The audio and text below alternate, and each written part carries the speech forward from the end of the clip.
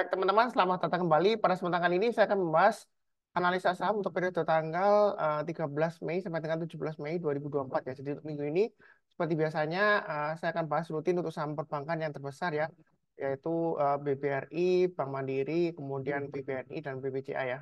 Itu empat yang saya selalu bahas. Kemudian ada beberapa juga yang saya tambahkan.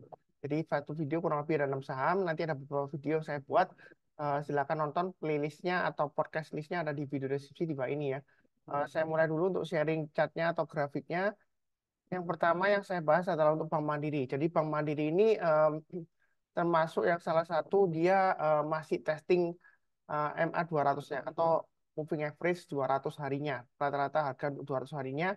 Kalau kita lihat di sini MA 200-nya itu di harga sebentar saya lihatkan ini eh, di harga 6221 ya untuk MA 200-nya. Jadi memang dia itu sudah memotong EMA 200-nya dari bawah ke atas, kemudian dia sudah berhasil naik lagi memotong ke atas kembali ya, dari bawah ke atas dia potong lagi. Nah ini dia berhasil bertahan di atas EMA 200-nya yang terakhir. Posisi sekarang untuk Bank Mandiri ini untuk jangka menengah dan jangka panjangnya, karena dia MA 200-nya masih mengarah ke atas, harga sahamnya sudah mulai balik ke atas MA 200-nya, jadi untuk jangka menengahnya ini sudah mulai cukup aman ya, seperti itu ya. Walaupun ada kemungkinan juga dia balik lagi ada, tapi sejauh ini dia masih oke ya. Nah, kalau kita lihat ya testing lagi dia berhasil rebound lagi mantul ke atas ya ini tanggal 6 Mei 2024. Jadi penutupan terakhir itu dia masih cukup menarik. Tapi buy-nya jangan terlalu banyak. Ini area buy on weakness sudah saya gambarkan ada tiga sebelumnya 6.800, 6.400 dan 6.200. Buy on weakness itu artinya bukan turun langsung beli, enggak. Kita tunggu kalau menjelang penutupan atau besok paginya kalau dia berhasil rebound mantul ke atas kita boleh buy ya. Nah, seperti itu. Atau kalau sudah punya, kita boleh tambah lagi atau average up. Jangan lupa pasang stop loss-nya. Yang sudah punya, pasang stop loss-nya di 6.200 dan 6.050. Itu untuk Bank Mandiri. Ya. Memang sih kalau kita lihat jangka pendeknya ini masih downtrend. Tahu dari mana Pak Sunar? MA20-nya masih mengarah ke bawah. Harga sahamnya masih di atasnya, masih di bawahnya MA20-nya. Jadi jangka pendeknya masih downtrend. Walaupun jangka menengah dan panjangnya ini masih cukup menarik ya untuk Bank Mandiri. Jadi banyak bertahap aja. Mau buy sekarang boleh, nanti naik lagi ke atas 6.400 atau high-nya tanggal 8 Mei, high-nya kan di 6450. Kalau dia berhasil naik ke atas 6450 untuk Bank Mandiri boleh tambah lagi atau average up, naik ke atas 6.500 tambah lagi ya. Jadi istilahnya kalau naik ke atas kita average up, tapi kalau turun jangan lupa untuk pasang trailing stop-nya atau stop loss-nya seperti itu ya. Jangan di average down kalau bisa ya, karena ini jangka pendeknya masih cenderung downtrend ya seperti itu ya. Downtrendnya lumayan kuat karena masih di bawahnya EMA 20-nya dan EMA 20-nya masih mengarah ke bawah. Jadi baiknya bertahap aja ke atas, kalau naik kita tambah lagi atau average up. Ya strateginya seperti itu. Target price dekatnya di 6.800 kemudian 7.400 ya. Kalau lebih seperti itu cukup. Berikutnya untuk BBCA. Nah, kalau kita lihat BBCA ini terakhir ya, dia itu drag down. Jadi sebenarnya harga terakhir 9375. Ini saya kebetulan ada antri di 9.400. Jadi kena beli ya. Karena dia drag down ke 9375 kena beli buyback ya. Karena sebelumnya untuk BBCA ini saya sempat jual di 9.550 yang terakhir ya. Eh, karena saya lihat sebelumnya memang saya spekulasi buy ada profit sedikit saya jual. Kemudian dan terakhir itu yang saya jual di 9550. Nah, kemudian saya buyback antri sekitar 9400 dapatnya di 9375 karena dia drag down. Jadi pada saat closing, ya kan, pre-closing kemudian closing dia harganya turun. Nah, kalau seperti ini gap down ini sebenarnya bukan harga yang sebenarnya. Dalam arti bukan terbentuk karena proses demand dan supply, bukan karena terbentuk dalam proses closing. Jadi jangan khawatir, kemungkinan nanti buka hari Senin ini ya tanggal 13 Mei dia akan mungkin dibuka sekitar 9.500-an ya seperti itu atau 9.525-an seperti itu ya. Jadi harga yang terakhir itu memang harga drag down, belum tentu dia pasti dibuka 9.305 enggak ya. Jadi bisa aja melanjutkan harga sebelum dia drag down pada saat closingnya untuk BBCA. Jadi untuk BBCA ini sebenarnya area buy out sudah saya gambarkan ya. Ada 9.800 atau 9.450 sampai 9.550. Kalau dalam minggu ini 13 Mei yang akan datang ini ya Senin ya, kalau dia berhasil naik ke atas 9450 yang mau buyback silakan, baiknya average up aja ya. Jadi kalau naik ke atas 9550 kita tambah lagi, maaf naik ke atas 9650 kita average up. Target price terdekatnya 9.800 dan 10.000. Untuk BBCA ini dia secara fundamental masih cukup bagus dan cukup kuat ya. Walaupun memang kalau kita lihat asing sudah mulai jualan yang terakhir ya, banting harganya sehingga terkena jatuh ya. Jadi kalau kita lihat memang fluktuasinya untuk BBCA ini lumayan tinggi, mengingat dia bisa tiba-tiba 2 hari rebound tinggi, kemudian 2 hari juga bisa koreksi lumayan dalam ya seperti itu ya. Jadi ikutin aja trading plan garis-garis yang sudah saya berikan, stop lossnya pasang di 9325 atau di swing low-nya di sini maksimum ya 9250 itu stop lossnya. Nah, kalau untuk BBCA ini kalau dia gagal bertahan di atas 9400 memang dia masih resiko akan uh, tes harga berikutnya area supportnya sekitar 9.000 dan 8.600-an seperti itu ya. Nah, mungkin ada yang berpendapat, oh Pak Sunar, BBCA itu kan saham yang bagus. Katanya Pak Sunar pernah bilang, kalaupun nyangkut di harga atas, bisa jual paling tidak tunggu 1 atau 2 tahun bisa BEP ya jualnya. Kemudian kalau kena lewat masa dividennya, kita bisa dapat dividennya, paling tidak dapat dividennya. Ya, kalau misalnya nyangkut di atas harganya, di atas ya. Gitu. Memang sejauh ini, sejak 9.400 ya, ini sebelum dia naik ke 10.400, saya sudah bilang 9.400, kalaupun Anda nyangkut, sejauh ini BBCA memang dia super kuat ya. Jadi kita tunggu aja 1 tahun, paling lama 2 tahun, bisa membentuk harga, paling nggak BEP-nya. Kita bisa menikmati dividennya, paling nggak seperti itu ya. Itu worst case-nya. Tapi itu sejauh ini. Jadi apa yang dulunya bagus, sekarang bagus, kedepannya belum tentu bagus. Itu prinsip saya ya. Jadi kita itu dinamik di pasar saham. Jadi nggak mesti yang dulunya jelek, terus pasti sekarang jelek nggak. Bisa saja dulunya jelek, sekarang sudah mulai membaik, kedepannya bagus bisa saja. Yang penting di sini saya follow the trend ya. Selama downtrendnya masih kuat ya kita hindari dulu. Kalaupun Anda mau spekulasi buy on weakness ya, buy-nya bertahap. Kalau dia naik kita tambah lagi atau average up. Tapi kalau turun jangan di average down. Itu prinsip saya. Ya, kalau seperti itu cukup. Berikutnya BBRI. Nah, BBRI ini memang saya sudah pernah bahas beberapa video. Dia tekanannya masih cukup kuat. Dan kalau kita lihat net sell asing itu masih cukup besar ya. Begitu. Jadi BBRI ini sebenarnya fundamentalnya memang ada menurun, tapi menurunnya dia itu nggak terlalu jelek banget lah. Ya seperti itu. Memang kalau kita bandingkan dengan sebelumnya, ya kan dia kan kita lihat ya di awal-awal tahun itu kan semuanya pada euforia karena banking profitnya rata-rata big banks itu dia all time high profitnya seperti itu. Jadi sahamnya juga sampai break new all time high lagi, kemudian koreksi break new all time high lagi. Kemudian saat ini kan BBRI sudah terkoreksi dalam. Nah, berarti murah pas sudah boleh buy. Nah, memang sih kalau kita lihat secara trennya ini masih belum baik karena downtrendnya masih kuat. Tahu dari mana MA20-nya mengarah ke bawah, harga sahamnya masih di bawahnya MA20-nya, kemudian harga terakhir itu kalau kita lihat penutupan hari Rabu ya sebelum libur panjang Kamis Jumat kan libur tanggal 8 Mei itu dia lower low, lower high ya seperti itu. Jadi masih resiko untuk BBRI. Kalaupun Anda mau spekulasi buyback, saya sudah sebutkan sebelumnya, paling nggak tunggu naik ke atas 5.100 atau tunggu di swing hanya di sini 5.050 lah ya. Tanggal 30 April kan hanya di 5.050. Jadi kalau dia naik ke atas 5.050, kita barusan buyback. Tapi kalaupun yang mau coba-coba, ya Pak Sunar, mumpung murah tuh beli aja ya seperti itu ya. Silakan saya nggak larang Anda pasang stop lossnya di 4570. Tapi jangan terlalu banyak ya, karena downtrendnya masih kuat banget. Baik jangka pendek, menengah maupun panjang ini downtrend ya. Kalau dari mana MA 200-nya jangka menengah dan jangka panjangnya indikatornya itu sudah mulai melandai menurun ke bawah dan harganya jauh di bawahnya MA 200-nya. MA 20-nya juga masih menukik ke bawah dan juga harganya masih jauh di bawahnya MA 20-nya. Ya, seperti kata Peter Lynch, ini di grup saya juga saya sebutkan ya seperti itu ya. Ada sebelumnya influencer yang bikin video ya. Memang dia view-nya lebih banyak dan dia subscriber-nya lebih banyak dari saya. Mungkin dia lebih talented dalam public speaking-nya, ya, seperti itu ya. Tapi kalau mengenai ilmu sih pengalaman saya yakin saya lebih banyak dari dia ya. Karena asalnya dia dulu kerja sama satu perusahaan dan saya nggak kerja di perusahaan manapun ya. Seperti itu ya. Mulai dari awal saya mulai dari 2013 saya sudah di saham ya. Nah, kalau pengalaman saya ya untuk BBRI ini memang sahamnya bagus sejauh ini ya.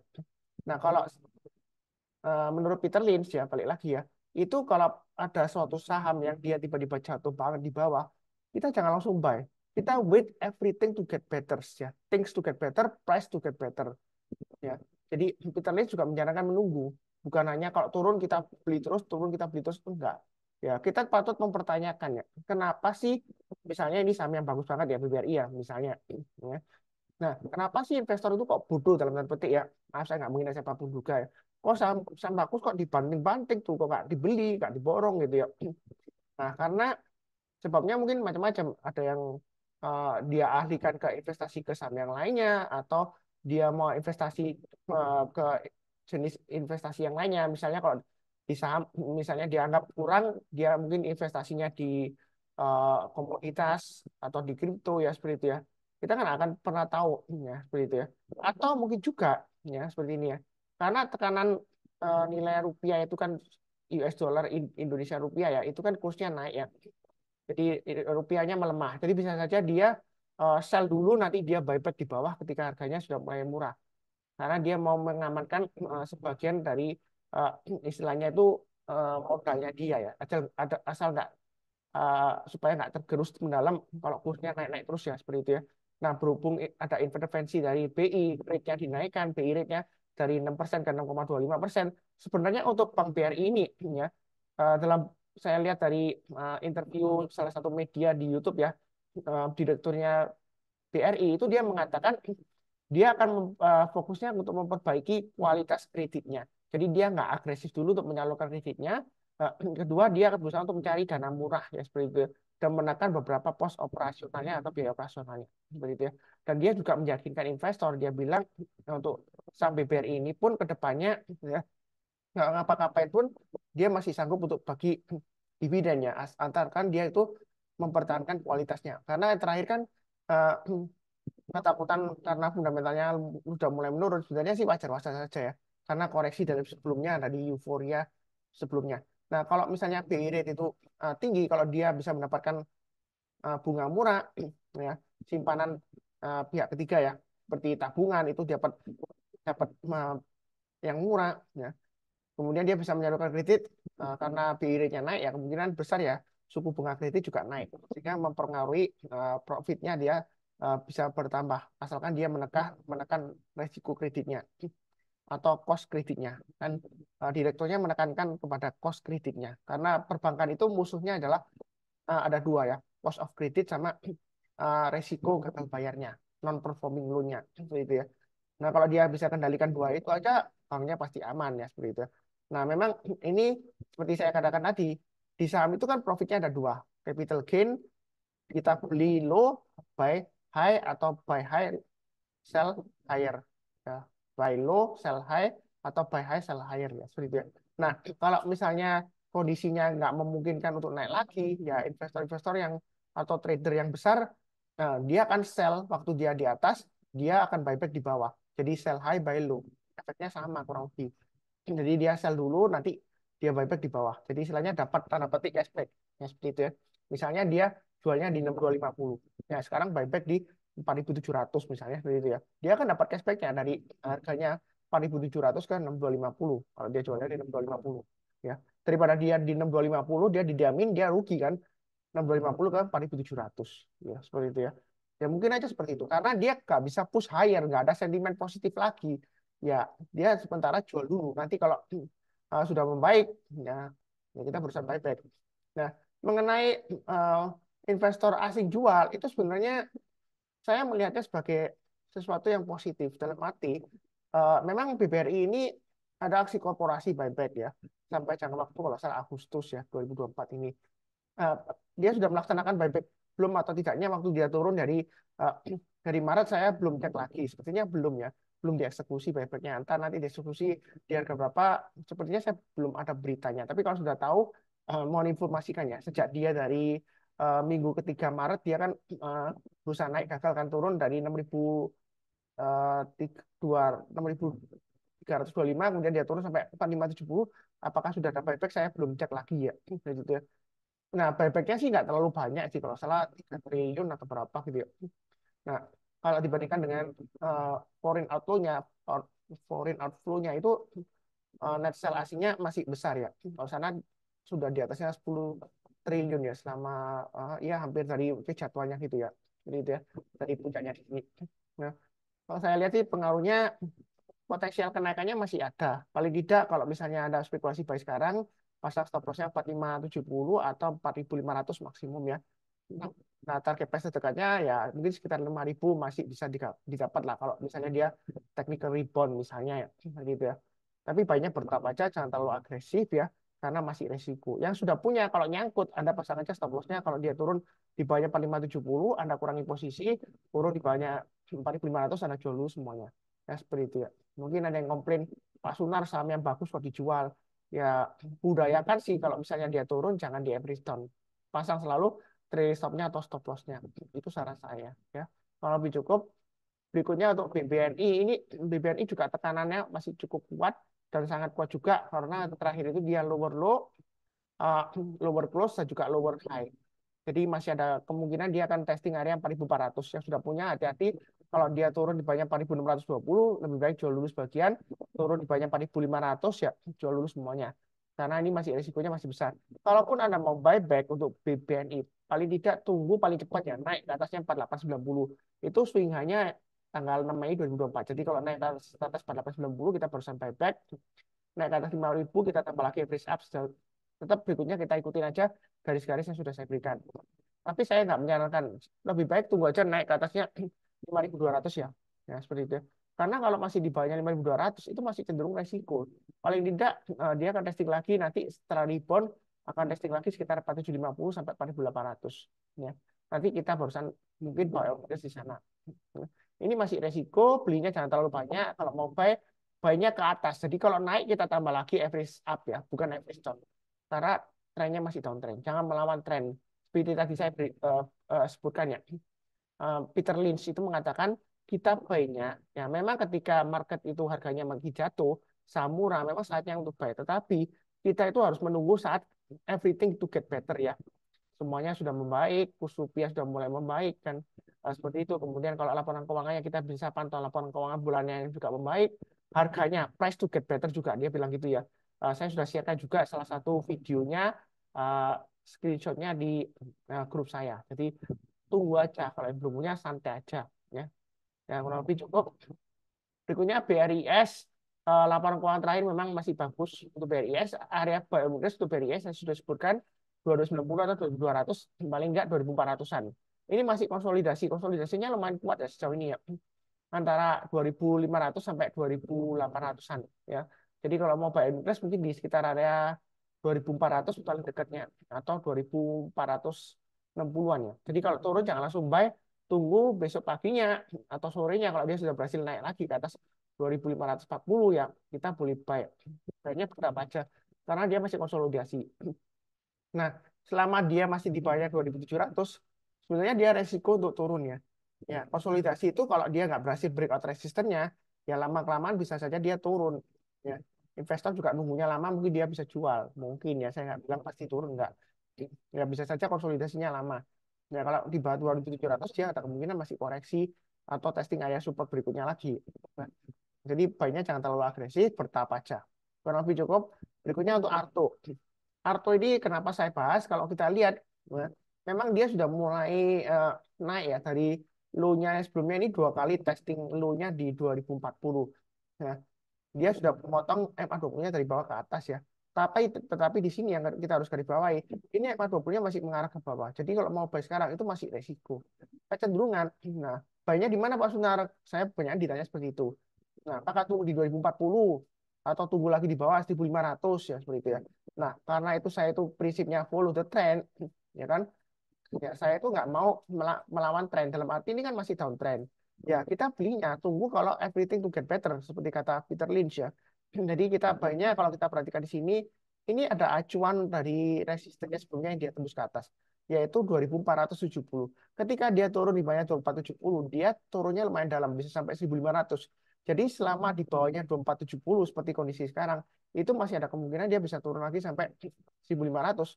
Bukan berarti pasti atau saya sok tahu enggak, karena berdasarkan trennya memang masih downtrendnya kuat. Jadi tunggu aja kalau dia naik ke atas 2.470 atau paling enggak paling cepat tutup gap di sini ya.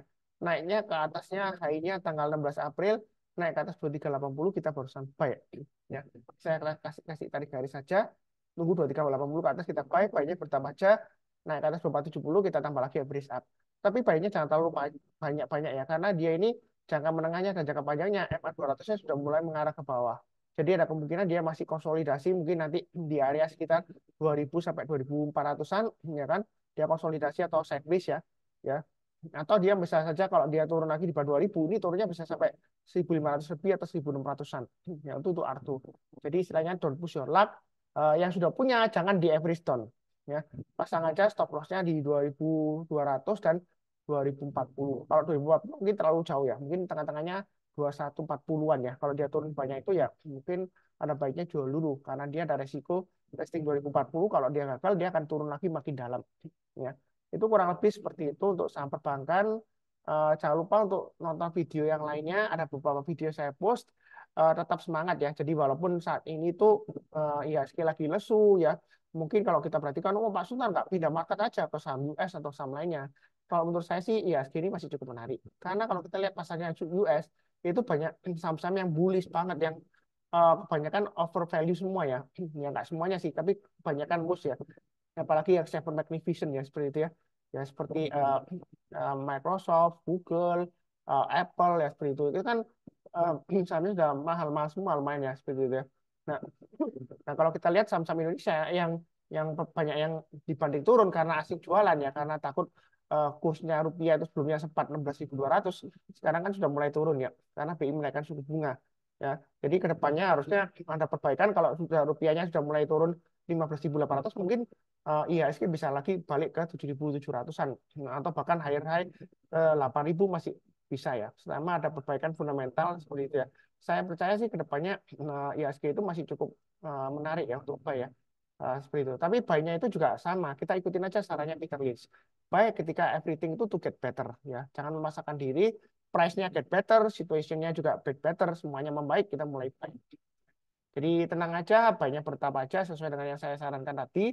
Seperti biasanya di video saya doakan selalu semuanya selalu sehat, damai, dan sejahtera selalu. Amin. Terima kasih banyak. Sekian, tetap semangat.